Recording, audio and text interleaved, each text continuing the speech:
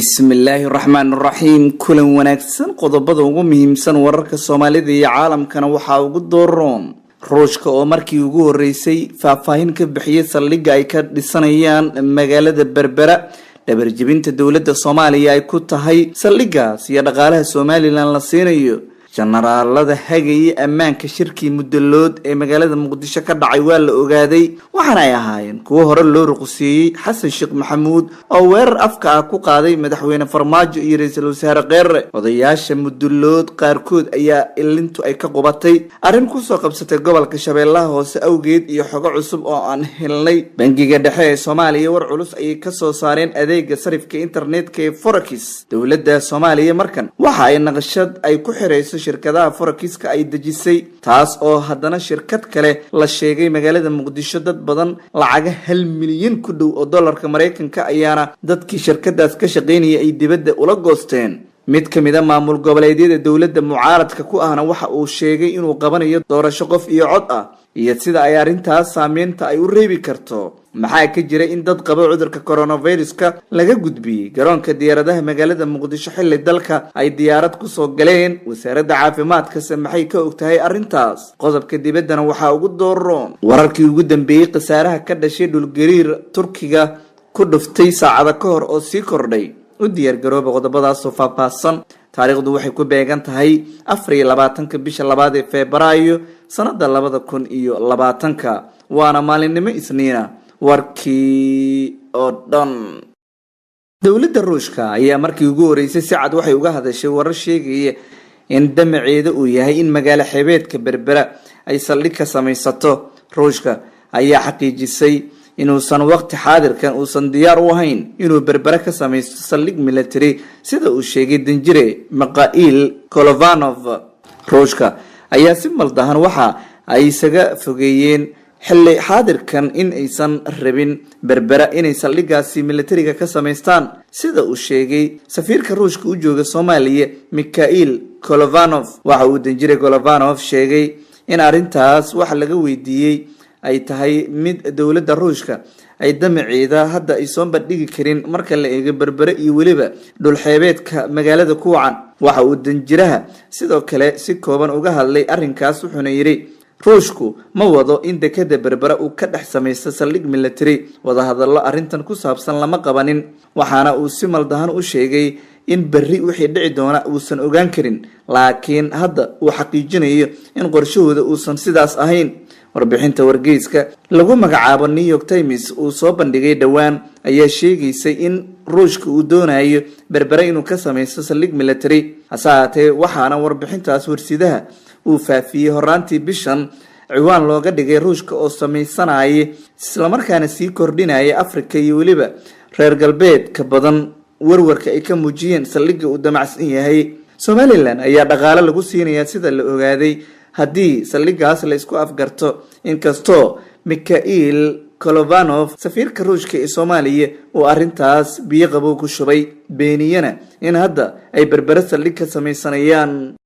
qaybaha hore ayaa daawanaysaan warbaahinta wararka maanta markan magaalada Muqdisho waxa ka dhacay shirka beesha mudalood ay isugu yimaadeen hasaatee waxyaabo dhowr ayaa laga diiwaan galiyay shirka ayaa waxa ka hadlay gudoomiyihii hore ee gobolka Banaadir Yuusuf Xuseen Jimcaale Madaale wuxuu sheegay in odayaal iyo dad u dhashay beesha mudalood ay ooyin iyo in ay ilmada ka qubata ku sigteen markii la isku dayay in la barakaciyo waxa uu Madaale sheegay in dadkaas lagu gardaroodo xilli ay ku sugnaayeen deegaano ka tirsan gobolka Shabeellaha Hoose oo waliba dadka ugu badan deegaanada qaar gobolkaas ay beesha abgaal yihiin gaar ahaan qowmiyadda mudalood sida uu yiri Shabeellada Hoose niman ka socdaan noomida maalin dhaweeday inay ooyaan ay ku sigteen waxay yiraahdeen 70% waxaan degnaa Shabeellada Hoose haddana waxay yiraahdeen waa la mingooriyo waaya xilalkii oo dhan waa nagala qaaday xildhibaanimadu waa nagala qaaday wasiiradu waa nagala qaaday waxa waaye waa la eriyay oo ay leeyihiin maxaa u sababa waxa u sababa dadkoodan isku duubnayn oo isku tijaah ahayn waa un kala dhuumanayaan markaasaad mid baahan socodna maalinta u socaya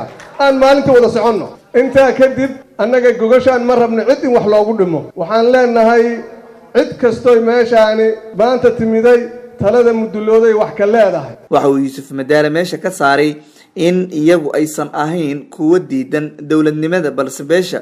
iyo aayaheeda ay ka shirayeen wixii tale iyo tusaalana ay muhiim tahay in la soo gudbiyo dhinaca kale jenaraallo hore loo ruqsiiyey ayay dowladdu waxa ay hadda bilaabeen in ay noqdaan kuwa hawsha amniga sugaya shirka waxaana dhaleeceen iyo eedeyn culus loo jeediyey dowladda ka sokay shirkaas mudullood haddana waxa ay dowladda federaalka jenaraalada ay ciirisay ay ahaayeen kuwo ay beesha u xil saaratay sugidda amniga jenaraal maxamed maxamuud xasan oo jenaraal kaafo loo yaqaano jenaraal cali cosoble caraaye gacma duulle iyo jenaraal maxamuud maxamed koronto ayaana madaxweyne farmaajo waxa uu kol hore ruqseeyey taas oo la leeyahay waxay ahaayeen kuwii hagayey sugidda amniga shirka mudullood ee muqdisho ka dhacay iyadoo sidaas ay tahay ayaa haddana xasan sheekh maxamuud madaxweynihii hore ee soomaaliya waxa uu sheegay dowladda federaalka ee soomaaliyana uu xabadka u garaacday sheegayna inaan laga ogolaan doonin in sandullays ay kula dhaqanto mararka qaarkoodna bahdil lagu sameeyo qofka ka aragtiyada duwan dowladda ayna taas raalli ka noqonaynin xasan sheekh waxa uu shirka mudullood ka sheegay in iyagu ay yihiin kuwo markasta dowladnimada taageero u ah wixii qaldanna ay soo gudbinayaan haddaad ogolaatid maalin maalmaha ka mid ah in lagu abuse gareeyo oo si xun lagu isticmaalo oo lagu gardaroodo oo aad tiraahdo walaalo iga dhaaf oo maalin kale haddana walaalo iga dhaaf aad tiraahdo in la sii aqbalo maaha lianna gardaraysigaasi weliga uu kugu socona haddii kale dadkaani dulqaad aada iyo aada u badan ay muujiyeen madasha wadatashiga beesha mudullood ay isugu yimaadeen magaalada muqdisho ayaa baal cusub u furay midnimada beesha iyo weliba sida ay ku iman karto taas oo aqoon-yahanada siyaasiyiinta waxgaradka culimaadudiinka iyo dhalinyarada ay beesha mudullood isku raaceen in hadda kadib loo jihaysto wadahadal iyo weliba in wixii qaldan beesha lasoo gudbiyo si dowladnimada iyo maqaamka gobolka banaadir oo hadda loo xidxiidanayo ay noqon doonto waxa ugu horeeya ee laga arrinsan doono cali mahdi maxamed madaxweynihii hore ee soomaaliya ayaa dowladda isagoo miiska garaacayay u sheegay in marnaba uusan ka ogolaan doonin in dowladdu ay xaniyo qabasho ku samayso oo wax aysan beesha mudullood waxba ka ogeyn aysan soomaaliya ka dhicin mudullood xaq uu leeyahay xaq soomaalinimeed uu leeyahay xaq beeleed uu leeyahay xaq qof kasta uu leeyahay qof diidi karto ilaahay abuurtana ma jirto hal qof oo diidi kartana ma jirto waa been wallaahi wuxuuna rabin mudullood inaan qof soomaali ka suubi karto ay ula jirin hal qof waa been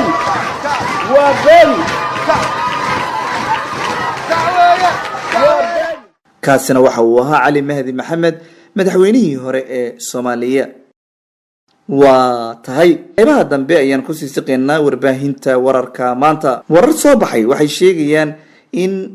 dad qaba cudurka coronaviruska ay kasoo degeen garoonka diyaaradaha magaalada muqdisho taas oo ay ka gudbeen dadka magaaladana lagu sii daayey qoraal kasoo baxay wasaaradda caafimaadka ayaa degdeg arrimahaas looga warceliyey wasaaradda caafimaadka soomaaliya waxa ay sheegtay oo ay xaqiijinaysaa baa la yidhi inaysan jirin ilaa iyo haatan khatar la xiriirta cudurka coronaviruska la yidhaahdo mana jirto qof isaga oo aan soo marin habraacyada lagu hubinayo cudurka ama looga shakisan yahay ee dalka uu soo galay muwaadiniinta iyo ajaanibta waxaa la xaqiijiyaa badqabkooda cudurka ee soo gelaya dalka waxaana wasaaraddu ay la socotaa xaaladahooda caafimaad waxaana ay marisaa habraaca diiwaangelinta iyo xaqiijinta fayaqabkooda wasaaradda caafimaadka soomaaliya oo ka jawaabaysa arrintaas iyo wararka been abuurka ee la faafiyey waxa ay ku boorisay dhammaan warbaahinta dalka iyo kuwa caalamiga ahba inaan la faafin karin warbixinada xasaasiga ah ee la xiriira cudurkan iyadoo aan dadka la jahwareerinaynin wasaaradda caafimaadka ugu dambeyn waxay warbaahinta iyo dadweynaha kale ee arrimaha bulshada wararka ku faafiyaba ay ka codsatay in ay coronaviruska waxyaabaha la xiriira ay kala hadli karaan keliya wasaaradda caafimaadka soomaaliya oo iyada warkii ay baahiso uu yahay mid xaqiiqo ah waxa kalena ay yihiin mid waxba kama jiraana waa hagaag shabakada wararka maanta ayaad weli la socotaan qodobka dibadda ayaa nagu soo maqan turkiga iyo wixii ka dhacay ee dhulgariirka ahaa aanse ka hormariyo guddiga ku-meelgaarka doorashooyinka puntland ayaa kulan ay isugu yimaadeen mas-uuliyiintooda waxa ay kala hadleen hay-adaha dowladda siyaasiyiinta iyo bulshada rayidka puntland deegaanadeeda ku dhaqan doorashada dhacaysa kulanka oo noqon doona mid 3 bilba mar la qabto ayaa waxaa guddiga ay soo bandhigeen sida la sheegay wixii u qabsoomay 3 bil ee ay shaqeynayeen wixii caqabado ah dood wadaag dhex mari doona guddiga iyo qaybaha kala duwan ee dawladda iyo waliba bulshada guddigu waxa ay si gooni uga warbixiyeen waxyaabaha ka soo baxay safaradii isbuucyadii qaatay ee guddiga ay ku mareen dhammaan deegaanada kala duwan iyo gobolada Puntland iyo sida bulshada Puntland ay baahi ugu qabaan doorasho qof iyo cod in ay Puntland qabsato waxaana sidoo kale guddiga ay ka soo qayb galayaasha madashan ka dhageysteen fikradahooda iyo su'aalaha barnaamijkaas ku saabsan Cabdinuur Sheekh Maxamed Isxaaq oo hore ugu soo shaqeeyay laanta afka Soomaaliga ee BBC-da kana mid guddiga waxa uu la wadaagay xubnaha madasha ku sugnaa sida ay dawlad goboleedka Puntland isugu howleyso qabashada doorashada Puntland wali waxa dagaal uu kala dhaxeeya dawladda federaalka ee Soomaaliya waxaana la isweydiinayaa sida ay ku suurtagali karto qorshahan ay damacsan tahay qodobka dibadda intaanu aadin daawadayaal aan ka hormariyo bankiga dhexe ee Soomaaliya ayaa uga digay shacabka Soomaaliyeed inay ka fogaadaan maalgashiga shirkadaha sarifka internetka ee Forex muddooyinkii dambe waxa magaalada Xamar ku soo badanayay ee caasimadda Soomaaliya shirkadaha arintaas ku shaqeysanaya warqad ka soo baxday bankiga dhexe ayaa loogu digay shirkadahan aan haysan ruqsadda bankiga dhexe in ay yihiin shirkado khasaare xoog leh u soo jiidi kara dadka maalgashaday hadalka bankiga dhexe ayaa imaanaya kadib markii qaar ka mid ah shirkadaha Forex ka shaqeeya Muqdisho ay sheegeen inay khasaareen dhinaca kale dawladdu ayaa waxa ay wadaa qorshe ay ku joojinayso arrimahan isla markaana ay ku cunaqabateynayso fursadaha shaqo abuurka ah ee dhalinyarada qaarkood ay u sameeyeen Forex dhinaca kale dad badan ayaa lacagahooda mar kale waxa ay waayeen iyadoo shirkad lagu magacaabo Kamil kuna taalay degmada Dharkiinley dadkii ka shaqeynayay la sheegay dalka dibadiisa inay u carareen kadibna ay la goosteen lacag gaaraysa 1 milyan oo dollarka Mareykanka inkastoo faahfaahin badan aan la haynin dad la dhacay waxay sheegeen in ilaa haatan aysan garanayn meel ay lacagtooda u raadsadaan gurigii ay ku shaqeynayeen shirkadaas Kamil la yiraahdo ee Forex-ka ayaana markii la tagay waxa ay cidii laga kireystay ay sheegeen in dadkaas ay baxeen waa isbuuci labaad oo dad lacaga lagala goostay magaalada Muqdisho lagu arko oo haddana ku ceertoobay maadaama lacaga badan qofka ugu yar $1 uu maalgashaday markan qodobka dibadda aan eegno 9 qof ayaa inta la xaqiijiyay dhintay boqolaal kale oo guryo ahna waa ay soo dumeen koonfur bari dalka Turkiga dhul gariirka ruuxay 5.7 ayaa lagu qiyaasay Richter scale-ka waxaana Turkiga xuduudda uu la wadaago dhanka Iran la sheegay in sidoo kale burbur xoog leh uu jiro 37 Turki ah ayaa la xaqiijiyay in ay ku dhaawacmeen sidoo kale